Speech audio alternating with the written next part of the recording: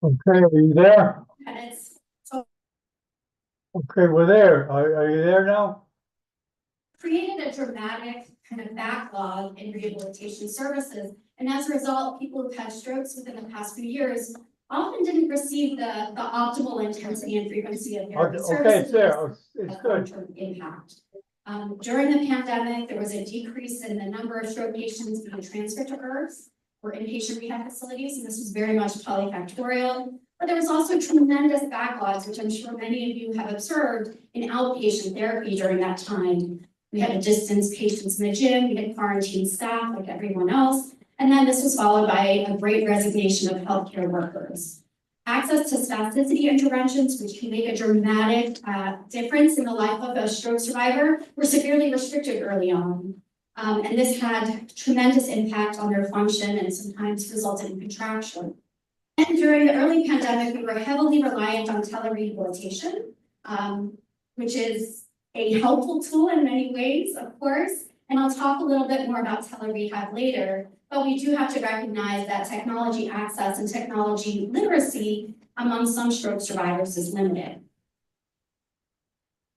We know that there are disparities in access to neurorehabilitation care, and we're working to overcome those disparities. There are differences with regards to access that fall along racial and ethnic lines.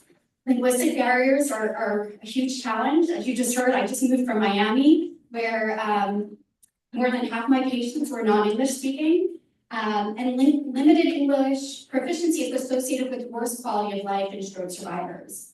And this is particularly problematic when clinicians are busy and they have limited time and resources, and they're forced to kind of get by. And that's well described in the literature. People start relying on suboptimal tools like Google Translate, trying to help the patient, or sometimes relying on our kind of spotty high school Spanish or French, which is probably not the best way to communicate with patients.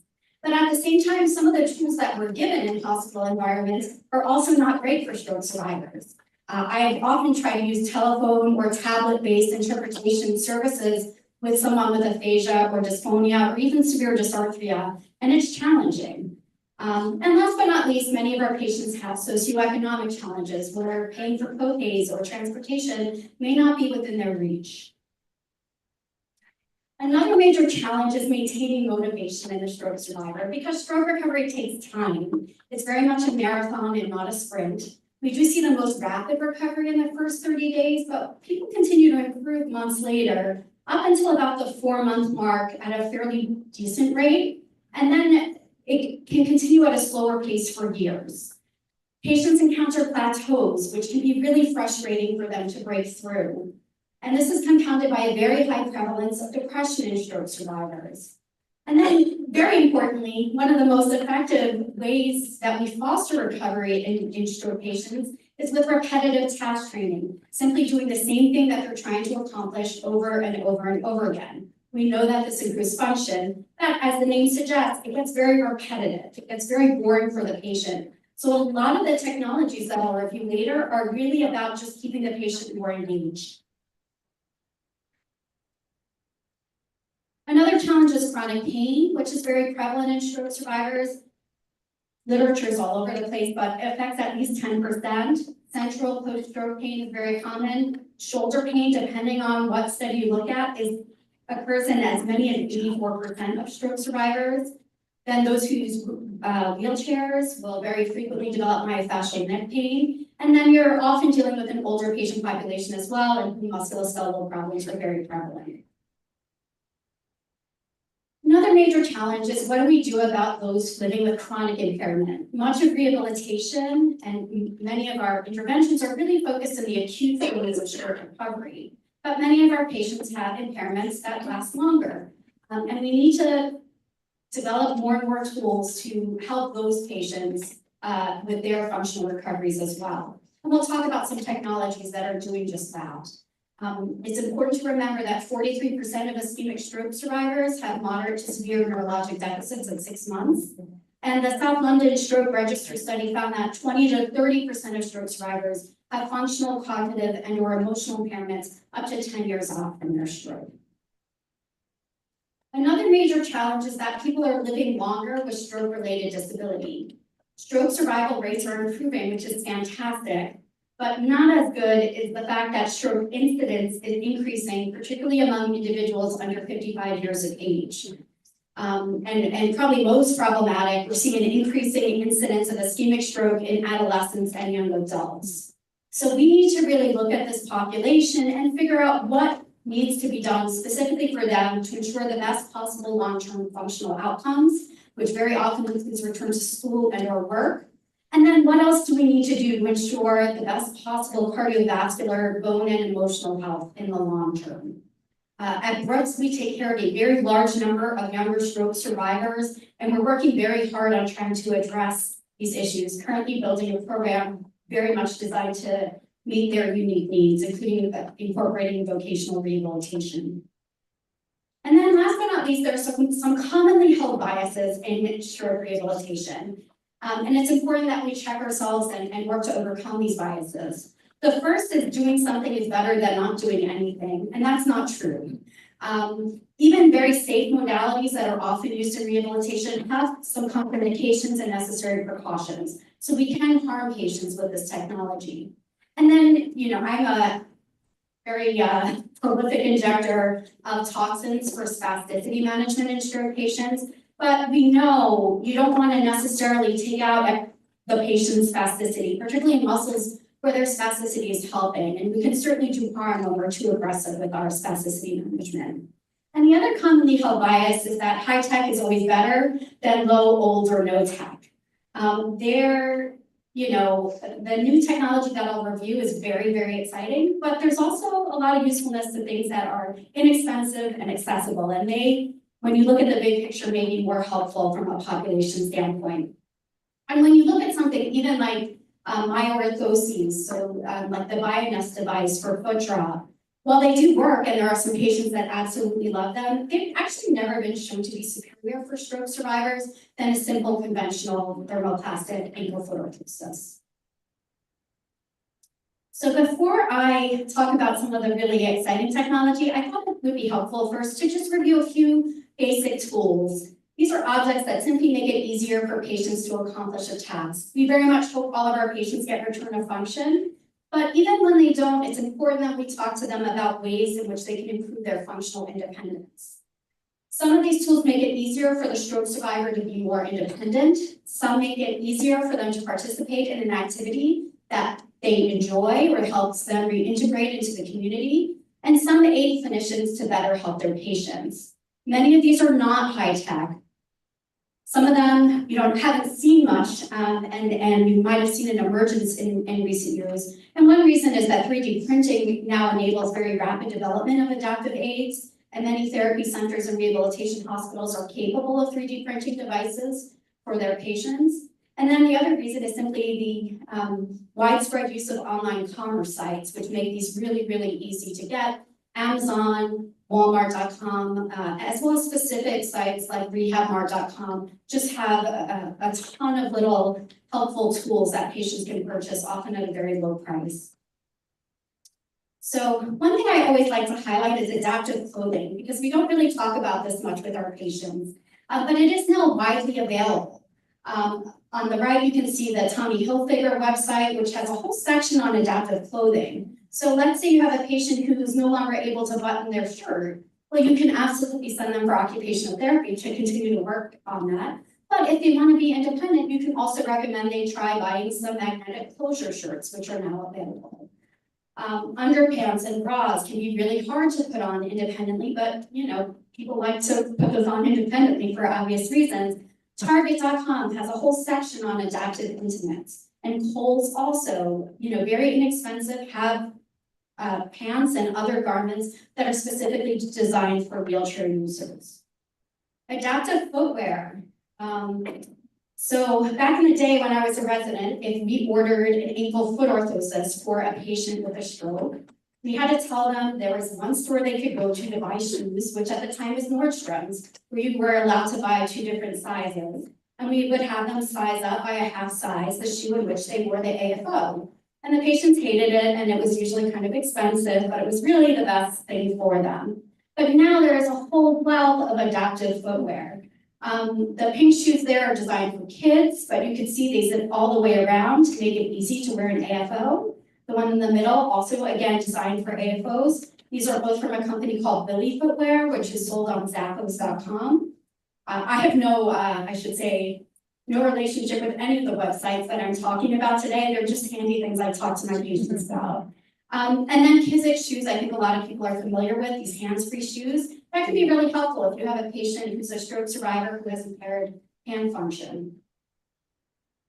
Adaptive sports equipment. So getting patients back to sports and leisure activities is hugely beneficial to reintegrate them into the community, to preserve their cardiovascular health. It's great to promote social interaction. It provides some degree of peer support as well. There are tons of sites now for adaptive sports equipment, including this one, Move United. You could, any activity you can think about, there's a way to adapt it for the most part. I'm sure there's an exception out there, but there's an adaptive bowling ball. We have an adaptive pickleball paddle as well. Regulating drinking cups. These have been around a really long time. For some reason, they're not widely used in the Jacksonville area. I used to work in the DC area. We use these all the time, but they're available from Target, Walmart, and all these other sites. And these control the flow rate and volume of liquids to reduce the risk of aspiration in people with swallow dysfunction. So if you have a patient, for example, who can manage small boluses of fluid, but they have trouble regulating the amount they bring in, these can allow them to stay on to safely consume thin liquids. For those of you who take care of stroke patients, you know pretty much no one likes the nectars and the honey, and it's really hard to keep them hydrated. So this is one inexpensive, widely available option if your speech therapist clear them for use, because not every patient has the same problem with their swallow function. We now also have improved shoulder orthoses. So shoulder slings, those little blue ones that they use in ortho, are really not advised for patients following stroke. They can adversely impact range of motion. They contribute to contracture. They increase pain at rest, and they've also been found that may inhibit active correction of shoulder subluxation. But there are newer shoulder orthoses on the market, including the Omo Nerexa Plus, which is pictured here. This helps reduce shoulder pain. It helps reposition the humeral head. And most importantly, it doesn't promote contracture, because when you put someone in flexion and adduction, over time, and you continue that without range of motion exercises, they get terrible shoulder and elbow contractures. Last but not least, ultrasound. Ultrasound is very old technology that's being used in new ways in rehabilitation. It's increasingly being used for guidance in spasticity interventions, including injections of botulinum toxins like Botox, Neomin, Dysport. Intrathecal baclofen pump refills are usually not done with ultrasound, but we have some patients who have very unusual body habituses where the refills are challenging, and ultrasound has become more widely available and really can help make these easier and safer for the patient. And then cryoneurolysis is a procedure that has very long been used in pain management, now increasingly used in the spasticity management world, and ultrasound guidance is used for those procedures. And then also used for guidance in hydrodilatation procedures for adhesive capsulitis or frozen shoulder. Frozen shoulder is really common in stroke survivors and is a major source of pain and limited activities of daily living. Typically, if I see a patient with frozen shoulder in the clinic, I'll do a steroid injection and send them for therapy. But if I'm not getting the improvement in range of motion and pain control that I'd like, and the patient is still limited and uncomfortable, then I'll send them to sports medicine for this procedure. Done in the outpatient setting under ultrasound guidance, very safe, but it has been shown to improve shoulder-related disability and passive range of motion. Now we'll talk about technology. So rehab technology has a lot of different goals. One is to enhance accessibility of rehabilitation care, enable remote monitoring, promote neuroplasticity and functional return, also reduce burden on staff and caregivers, make therapeutic exercise more engaging for the patient, which is really important, and then increasingly being used to develop personalized and/or adaptive rehabilitation programs. So I mentioned telerehab earlier. Let's talk a little bit more about it. So obviously it can very much enhance accessibility, particularly to those who live in more rural areas. and those who don't have transportation, of course. But it can also give patients access to a therapist perhaps with a very particular area of expertise. For example, there are not a lot of therapists that really focus on voice rehab. So perhaps there's one or two experts in voice rehabilitation, and the patient can have, with severe dysphonia, can have access to that therapist. Also very helpful, particularly with speech therapy, to have a therapist who might be bilingual to help patients who are non-English speaking. Telerehab can also enable after-hour sessions sometimes for patients who go to work or school. Thus far, although the studies are limited, telerehab has been found to be non-inferior to in-person rehab for improving activities of daily living, balance, and health-related quality of life.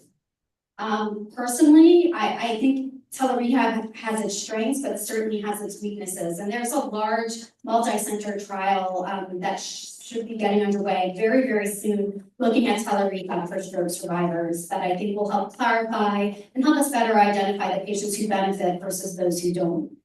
Telerehab can be limited. Some of our patients just need, they need two-person assist with a transfer. How are you going to do that over a telephone or computer screen? And some patients really benefit from particular pieces of equipment, which they probably don't have available in their home. And then, of course, it can be challenging to perform a comprehensive assessment. In my experience, having done some telerehab early in the pandemic, it's very hard to watch their gait unless their family members really, really technologically savvy and follows them with the phone. And I can't assess spasticity at all over telehealth in any sort of effective way. Wearable tech. Many of our patients have this already. There are wearable devices that contain sensors that can be used to provide cues to increase the use of the affected upper limb. The fitness trackers can be used to provide real-time data on a number of physiological parameters like heart rate and pulse ox for high-intensity interval training, which helps optimize cardiovascular and functional outcomes after stroke. They can be used to monitor activity and compliance with exercise programs. If I tell my patient they need to walk 5,000 steps a day, they can actually show me their walk.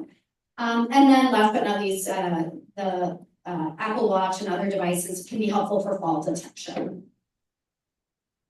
Vagus nerve stimulators. So these are used in conjunction with rehabilitation to enhance motor recovery, particularly in the upper limb. It potentiates neuroplasticity.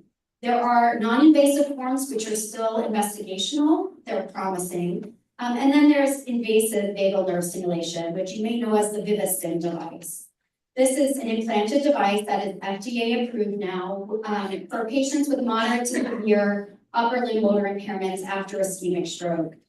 So this is something that we can use to help bring back some upper extremity function to chronic stroke survivors. So very exciting. I have a number of patients who have these and they're very pleased with the results. One paired with rehabilitation that has been shown to significantly improve upper extremity motor function as measured by the Fugl-Meyer. Virtual reality. So virtual reality can be a very helpful adjunct to conventional rehabilitation, particularly for upper limb function. The immersive and interactive environments that VR provides help engage the patient in repetitive tasks, which helps increase patient motivation and compliance. I mentioned earlier, repetitive task training can get really, really boring. So when we can gamify it and include like cool graphics and an immersive environment, it just makes it more interesting for the patient, so it's easier to comply. Rhythmic auditory stimulation. So we used to use this when I was in training many years ago. We would use things like metronomes, but now there are more formal devices. One which is increasingly in use now is called In Tandem by MedRhythms. I have a few patients who recently got this from the VA, and they're happy with it for what it's worth. This is a home-based device used to improve walking and ambulation in adults with chronic stroke. So yet another intervention which is really aiming to improve recovery in patients in that chronic phase of stroke recovery, which is so important. So it makes use of rhythmic cues to help drive coordinated movements. And they get like a nice little system for home that consists of a tablet, a headset, and sensors that are worn on the shoes. Robot-assisted therapy. So this is a really exciting area where there's been a lot of growth in recent years. This provides high-intensity, repetitive, and task-specific training that's conducive to neuroplasticity and motor recovery. We use this a lot at Brooks. We have an outpatient center called the Neurosurgery Center, where patients can be part of an independent program. So they can come to the specialized center and use the equipment. We have a number of volunteers, largely students who get some training, who can set them up on these devices, and then the patient can independently perform the exercises while they're there. The nice part about robot-assisted therapy, it helps reduce demands on therapist time, which is important because these patients need to do so many reps. And it can be programmed to meet patients' individualized needs. Exoskeletons. So we use this a lot at Brooks as well. There's growing evidence for their efficacy. We have upper extremity exoskeletons, which have been shown to improve upper limb motor function more than conventional rehabilitation. And then we have gait training exoskeletons for the lower body. The one here is the Exo, I think. We tend to use the Cyberdyne over at Brooks, but it has been shown that gait training in these exoskeletons does result in improved walking ability and speed compared to conventional rehab in stroke survivors. So why doesn't everyone use this? Well, they're expensive. They require maintenance. They are not easy to fix. They're not widely available at this time, although we have some in Jacksonville. You know, your rural therapy centers are unlikely to have these at this time, but as the price comes down, I do think this will become more widespread. There have been studies that looked at satisfaction among stroke survivors in using these devices, and while largely very, very positive, they do know that it takes a lot of time to dawn and off, and that there's a steep learning curve. But I will say, I have an inpatient rehab service, and the patients get very excited about using the Cyberdyne, and it does help their motivation quite a bit. So I'm very grateful that we have them. Microprocessor knee, ankle, foot orthoses. So for a long time, we've used microprocessor sensors in our patients with limb loss in prosthetic devices. And the microprocessor controlled knees have been shown to regulate stance and swing control, which results in improved gait stability, fewer falls, and allows people to often ambulate on less even terrain. That same technology is now available in an orthosis instead of a prosthesis for people who still have limbs but have impaired function. I have a colleague who's putting many patients in these and is having very good results, but they may not be optimal for those with significant spasticity. AI. All right. Artificial intelligence has already been used, incorporated into other technologies, including robots, wearable tech, virtual reality systems, brain-computer interface, which I'll briefly touch on in a minute or two, smart glasses for the visually impaired, and now increasingly wheelchairs as well, which is very exciting. Many of our patients are already using AI like personal assistant devices as well. So those with cognitive impairment will often set reminders and cues to help them kind of orient and remember to take medicine and so forth. AI is also used currently in augmentative and assistive communication devices, or AACs. So your stroke patients that have significant aphasia, verbal apraxia, and other communication disorders may use devices to communicate, and AI is speeding up that process for them. Machine learning offers the potential to really help us guide personalized interventions as well. So that's for the patients, but what about for us who are working with the patients? AI can be helpful. Of course, I have some concerns about the technology as well, but I also look to it as potentially offering us a way to better individualize our stroke rehabilitation care, identifying factors that maybe we don't think of as mere humans that we could really use to individualize our program. Many of us are using scribing technology. Of course, we all spend, I'm sure, a ton of time documenting. And if we can shave some time off, that's time we have to spend with our patients or our loved ones, perhaps. For me right now, as a rehab physician, I write a ton of letters of medical necessity for equipment, for services, for medications. Also do a lot of appeals and requests for prior authorization to get patients the services they need. So use of the AI tools has been really helpful in shaving some time off from that. I personally have begun using the Doximity GPT one, which is a free tool. It's HIPAA compliant, so I just give it some prompts like, please write me a letter of medical necessity for a patient who needs an elevator installed in their home because of their hemiparesis. And it spits out a pretty good letter, to be honest with you. If you need to cite literature to justify the use of a device. Open Evidence is another website that will do that for you and provide references. Now I wanted to transition to some devices that are still investigational. So the first is the BrainQ device, which some of you again might have seen in the exhibit hall earlier today. This provides low intensity, low frequency, non-invasive electromagnetic stimulation to promote neuroplasticity. It comes as like a combination of a halo and a helmet, as you see here, and the patient just wears it on their head for brief periods of time while they engage in functional tasks as directed by a therapist. It's currently being studied in adults with ischemic stroke, so we have to start the intervention within 21 days of stroke. Not yet used in hemorrhagic stroke just due to the theoretical risk of increased seizures, which have not actually been observed thus far. I made this slide last night, and this morning I just learned that it's going to be expanded, and they're going to do a separate trial in chronic stroke recovery. So you may see patients using this in the chronic phase of stroke recovery as well. Cerebellar deep brain stimulation is also currently investigational.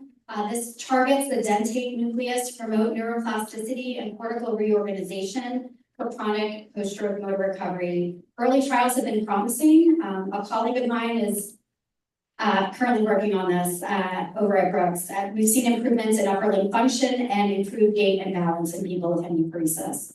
And then last but not least, brain-computer interfaces, also investigational. You hear a lot about this because of Elon Musk's ownership of Neuralink. These are systems that provide direct communication between the brain's electrical activity and an external electronic device. And it is promising to help restore motor function and the ability to communicate for those with paralysis. I don't know that this will ever be very widespread in stroke rehabilitation, but may offer some hope to our patients with locked-in syndrome. I just wanted to spend, we're almost done now. Just wanted to spend a few minutes talking about teamwork in the rehabilitation continuum. While the technology is really, really exciting, still the most important interventions that we provide to help determine functional outcomes in our patients is that prompt high-quality acute stroke care and intensive rehabilitation. Stroke rehab very much starts in acute care very soon after stroke. We very much rely on our acute care partners to work to prevent preventable conditions. You want to avoid traction on the affected shoulder, avoid deconditioning and contractures, mobilize, raise when safe, and identify those at risk of aspiration. And then get patients to the right level of care. Inpatient rehabilitation, the IRF level of care, is superior for stroke patients, for the vast majority of stroke patients, as is recommended by the American Stroke Association. So sometimes we need to fight with insurance companies. We can engage the patient and their family in that fight as well. Family appeal, calls, and letters go a really long way in getting that level of care approved. Some patients are doing well. They're able to go directly home from the hospital, in which case starting outpatient therapy as soon as possible. We know that home health can be an important bridge when they first go home, but if sending home with home health therapy, it is important to make sure they have follow-up so that if they need a higher level of rehabilitation, and many will benefit from that someone transitions them to the outpatient level of care once they're more mobile within their home environment. Stroke patients may have needs for rehab interventions outside of the previously recognized golden windows within the first few months of their stroke. Spasticity patterns change over time. Musculoskeletal problems become common. Patients sometimes have new injuries or illnesses that may impact their function. But also, as I've spoken about today, some new technology becomes available over time as well that can really help them. So physiatrists like myself are always happy to see the so-called chronic stroke patients in the outpatient setting when needed, and we really view neurology and neurosurgery and their whole care teams as key partners in the care of these patients. And we also know that patients often need therapeutic activity that may not be therapy. They eventually exhaust their therapy benefits in many cases, but there are excellent local community programs for stroke survivors that can help them in their recovery. At Brooks, we have the Brain Injury Clubhouse, we have an aphasia center, the Neuro Recovery Center where they can come and use equipment and work with our volunteers and students. Adaptive sports programs, again, so critical for return to community and community integration and just overall wellness. And then the YMCA has wellness programs, and the state of Florida offers vocational rehab through the Rehab Works program, which is really important for those looking to reenter the workforce. So in conclusion, there are a lot of technological advances that are resulting in exciting new rehab technologies that may facilitate recovery in stroke survivors. But there are also simple adaptive devices and garments that may foster greater independence that are more widely available. And it's essential that acute care, post-acute facilities, and community programs really partner to ensure the best possible outcomes for the patients served. And with that, my references, I can share with anyone who's interested, and my contact information. So thank you very much. We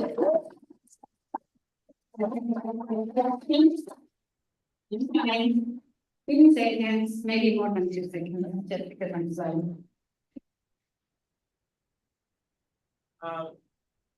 Hospitals have Excellent presentation. Hospitals have fall precaution protocols that sometimes look like they are making patients with too many restrictions to move, although the falls are very important. Do you have any thoughts about how to deal with both sides?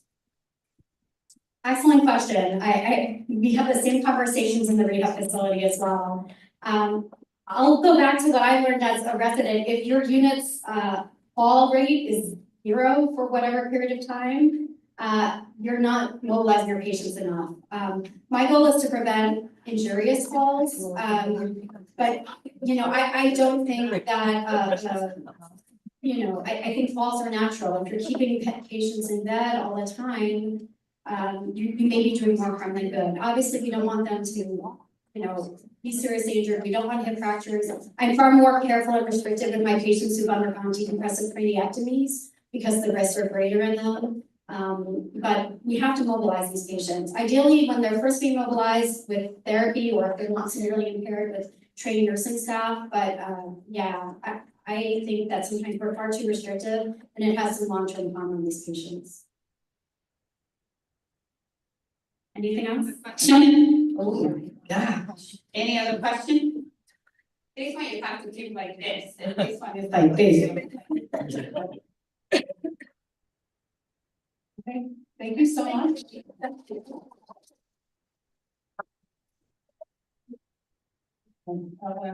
Up to my response. So our next presenter is Dr. Karen Sandbach, and I think we were just talking, I think we've known each other, would you say 7 years now? So she was one of the original neuropsychologists that helped us build out our program at Baptist Health. And we, now have a pretty robust neuropsychology program that sees our stroke patients. It's kind of become part of the culture now. It's unique, but it's definitely best practice. But they're seeing all of our stroke patients at some point during their hospitalization before they go home to do a full assessment and then recommend follow-up to them. So I'm going to let Dr. Sandbach present. And after that, it's happy hour time, guys. So stick around. Don't run off. We'll do a few closing remarks and then we'll get you guys. So, yes, please.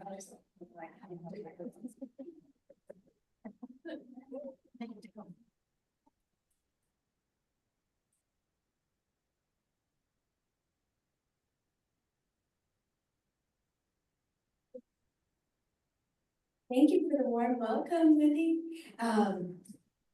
Right, just getting a little used to this mic. We have been doing this program for 7 years. It was me, myself, and I, and Dorothea Dare, who brought me into this along with Dr. Andrews 7 years ago. And we felt that consults had been done intermittently by neuropsychologists when they were available, when we didn't have outpatients, and we needed more. So I made a case that it was enough for one person, that we would have enough consults. And Dr. Andrews wasn't sure. She thought I was going to have to do half-time outpatient. And now we have 5 full-time psychologists. And we also have our neuropsychology fellowship. And Dr. Davis is working with me currently on this rotation. And so I invited her to present with me on what we do. And it is really like what we do on the outpatient side, but just so much shorter and faster, and we're able to touch that many more people. This one moves it forward.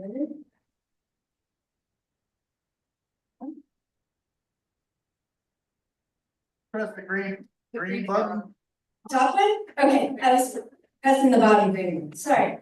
So as we all know, stroke recovery is a team approach.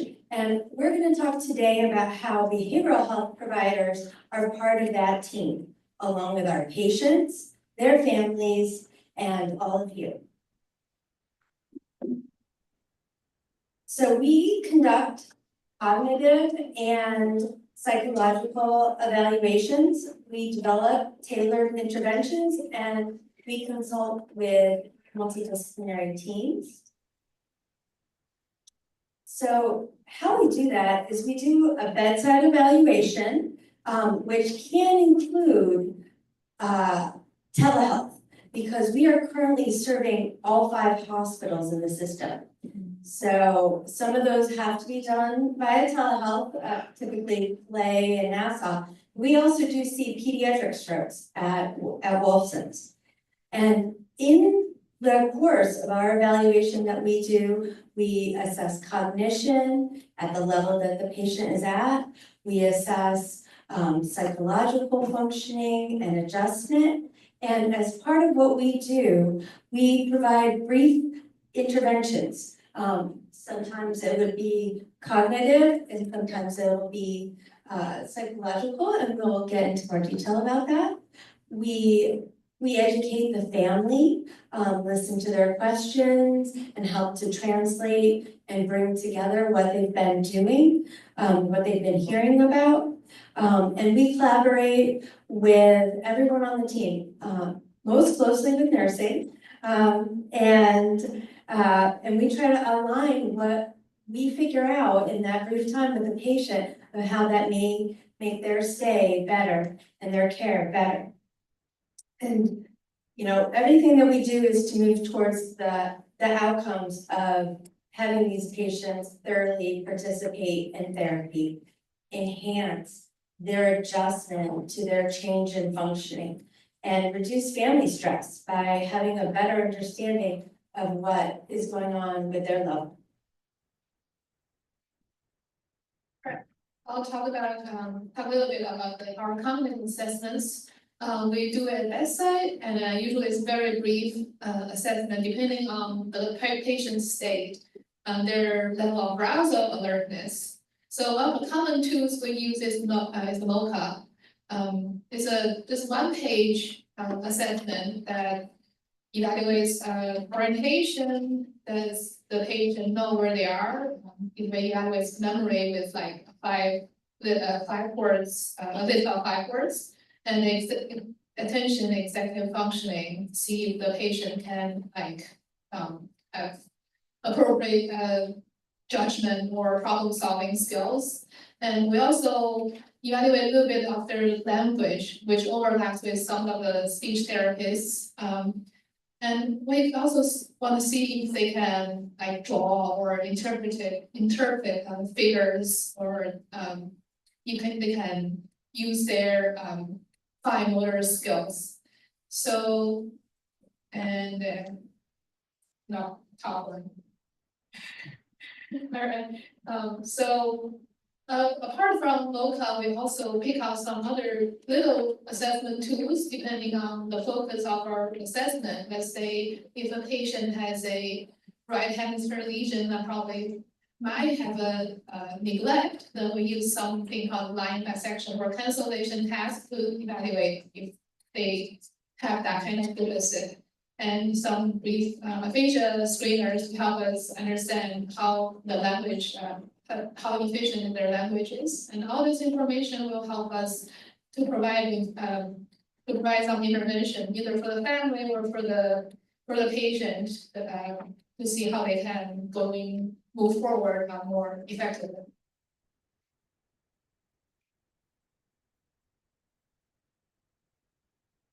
Okay, so we also look very closely, I'm sorry, it's a little bit blinding, at emotional changes. So going through a stroke, often we see a lot of anxiety and fear. People don't know what's gonna happen. We also see a range including apathy, aggression, disruptive behavior, and change in personality. The patient may not look like the person their loved ones expect. We also, of course, see quite a lot of fatigue as they're going through acute changes and getting very fatigued. We look at behavior in the context of the effects and then that patient's personal history. So, I mean, many people, by the time they have a stroke, they have other medical conditions going on, pain, they may have a history of migraines, any number of things. And so we try to put that all into context for the family. We also look at maladaptive behaviors and try to put that in the context of also what's important to this person. And then one of the most important things that I think that we do to contribute is we use motivational interviewing to tap into what's important to this patient, and then what are they realizing now that they had this stroke that they want to change. It's a powerful time for change. It's a lot of time to be thinking. So they may have had other times of trying to quit smoking, but now they may be really ready, or quitting alcohol use, or deciding to finally follow through on the medications that they should have been taking. So we work with where they're at that moment, we ask about what they've already done, what went well, what didn't, what was the barrier, who's there to support them. Sometimes the family members are there and they'll say, okay, I quit before, I think I can help this time, or I haven't quit. And I know that my loved one needs to, so now I will quit with them because we cannot be back here. And so there's so much motivation that we tap into to try to prevent that next stroke. So we do also do a brief but thorough psychological evaluation looking at history of psychiatric interventions, medications, therapy. We do assess for mood. We are asking that in a, we ask about depressed mood, but we also ask, have you been feeling down? Is this hard? What is difficult about this? What is on your mind here? We have to meet them where they're at, because otherwise it won't be meaningful for them. We also see a lot of patients, and I recognize some folks here, they see plenty of impulsivity and disinhibition and emotional lability. And so we notice that, and we look at, what triggers that through what we see in the chart, but what we experience, and we'll try a few things in our conversation just to see what we can bring out of that patient so that we can make suggestions to everybody else on the team. And then we also see lack of awareness of that. Do they even notice that things are different? Obviously, we see that with certain types of strokes, and so then we're looking for it and looking to see what is their level of awareness, and then beyond that, what's their level of insight. So people may have an awareness of their deficit, but are they doing anything to adjust for it? All right. So in our brief time, we do help people work through the stage they're at and look at what do they want to get back to, what's important to them, what is going to be meaningful change. And we also encourage patients to think back of even the improvement they've made by the time that we see them. Because some patients The more severe patients, they're not ready to see a sick person, they're gonna be at the hospital for a bit of time. So they may have already made gains by the time we see them. And we work with the family quite a bit to provide them with ideas about how they can support their loved one. So we look to normalize the experience, translate things they may not understand, explain behavior that seems confusing, particularly when people aren't aware of what's changed or have reduced insight. We provide examples to family, practical examples of things that they can do to help their loved one. Like just yesterday it was, we have a patient who had difficulty with orientation, and some of that was pre-existing. And so we helped the family members come up with some strategies at home, and including having a calendar up to help them stay oriented and to put their appointments on there and when their home health visits were gonna be. And then we validate. One thing that we have, particularly when compared to our physician colleagues, is time. We have a little bit more time to spend with our patients so that we can listen and try to help. We just don't have the same level of volume of patients. But that's part of our role as psychologists, to fully utilize the time we have and to be very, very present with patients and their families, and to help them to feel heard about what they're going through, and a few sentences here and there on these items here can go a long way. And then we collaborate with the team for whatever we have found out during that time. And so we will share that with everyone else. So we're gonna connect with the team. So for instance, if we find out about depression, and this is a new onset depression, they're not taking medication, but they're open to it, I'll send a message. If we see a change in mental status from how they were doing, or if something were to happen during our time with the patient, we're gonna notify the physician and the nurse, of course.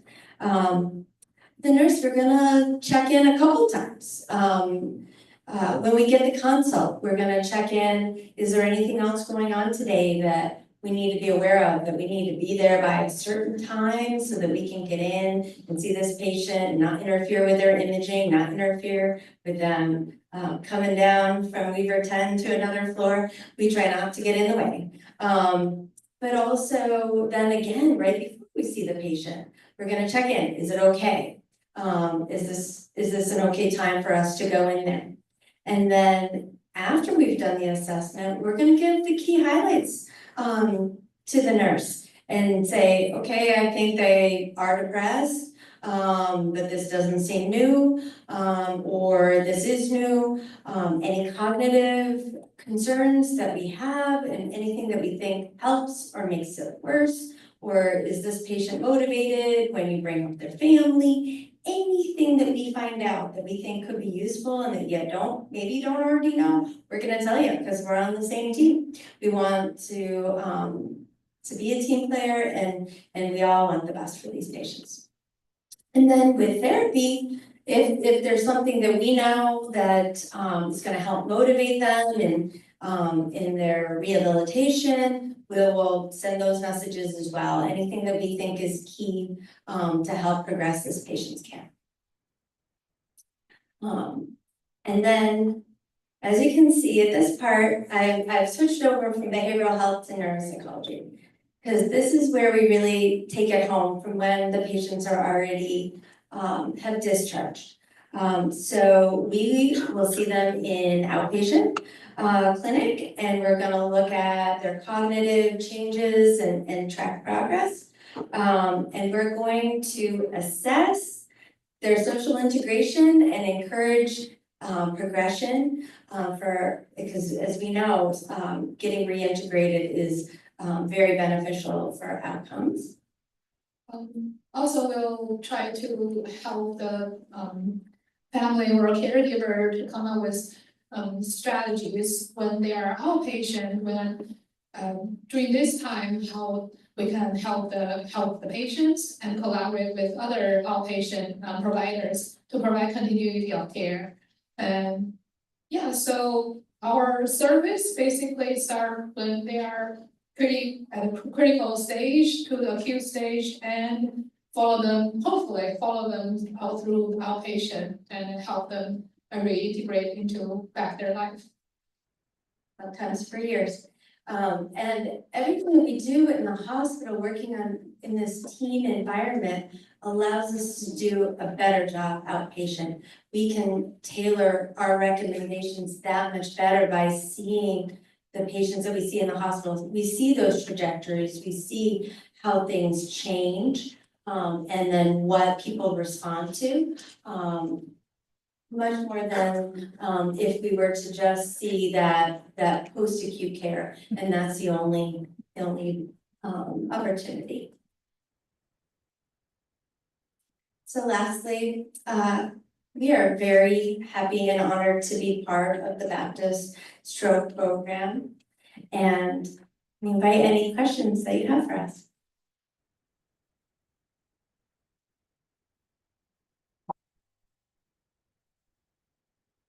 Denise. Hi.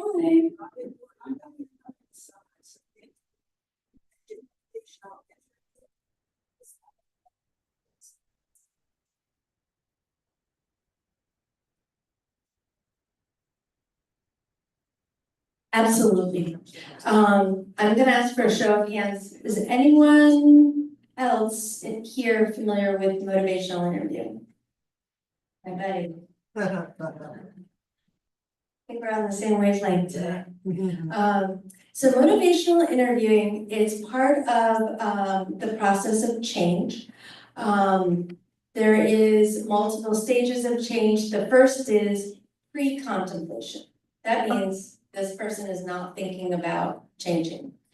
And then the contemplation phase is they've been thinking about it, but they haven't taken any steps towards it.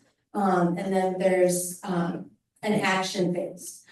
So what we do, we're often a lot in the contemplation stage. Or patients have tried and then they have run into difficulties.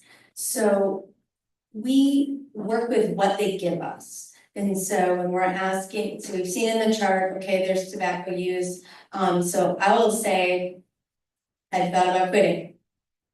And then that's the start of it. And so usually they say, yeah, I thought about it, and then they'll give me whatever hanging fruit I have. And so I work with, in the words that they give, talking about, okay, what could you do? Who could help you? What else stands in the way? And to not get into the whole model of it, but that's the real briefness of what we do. Anything you want to add? No.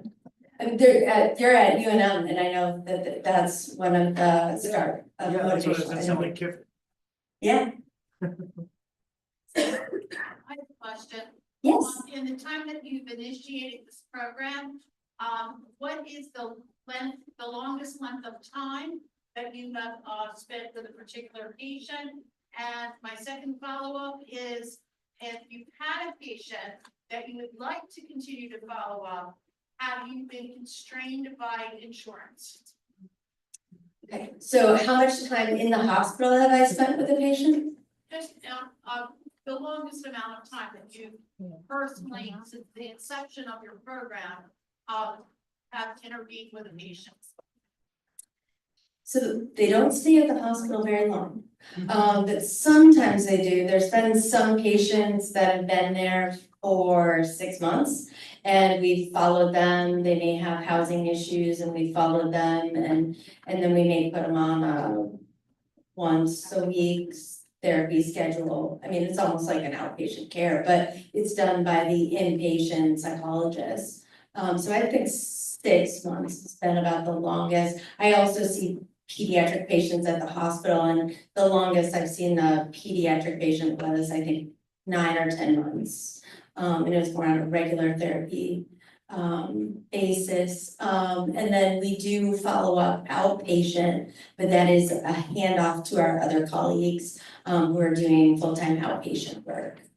And they see patients once a year typically for a reassessment, particularly if there's concerns for neurodegenerative processes as well, because having a stroke doesn't prevent you from having Alzheimer's disease or any other number of things that could be followed and tracked. And then what about as far as patients that you want to continue to see, or even on outpatient? You have a lot of challenges with insurance to continue that type of therapy for the patient. So we haven't had a lot of therapists before recently, who were a really good match for following stroke patients, especially if there were cognitive concerns.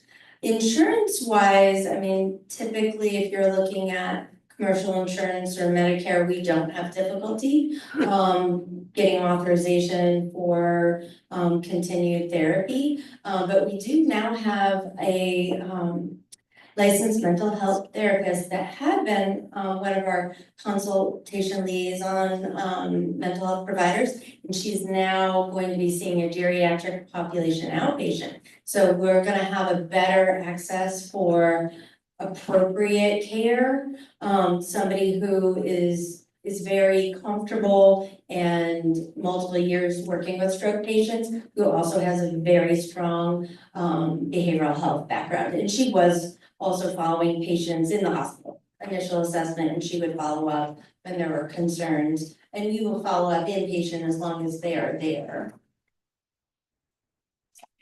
And then our outpatient providers do send our other levels of care. We do have a bridge program, and that's a short-term outpatient psychiatric and psychological intervention. And that is for patients who have depression and anxiety and need to be seen and not wait. Because as we know, there's a mental health shortage, and so there's long waits in traditional outpatient care, but we've been making advancements to try to have shorter term models so that we can get people in quickly. So that's been, we're getting people in is our challenge. Keeping them and getting reimbursement or getting authorization hasn't been much of a problem. Any other questions?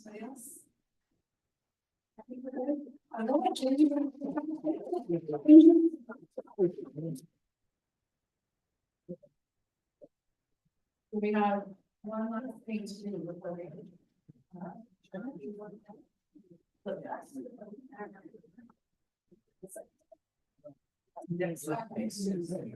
So here we are, we're at the end of the day.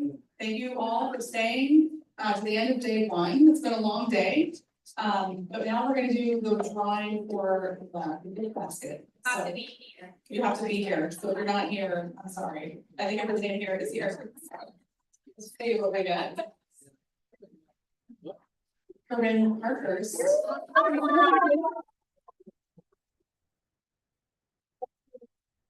You have a very special gift, courtesy of Dr. Nima.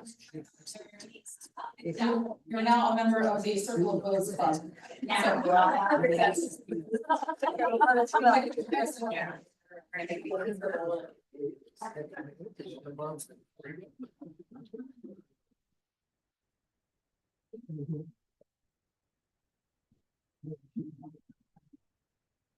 Okay, more of those tomorrow and Friday. So we hope you all stick around and join us. We have our welcome reception to follow. I think it's all out there, so you should have tickets for drinks and there's appetizers. So feel free to stick around as long as you want and we'll try. Thank you guys.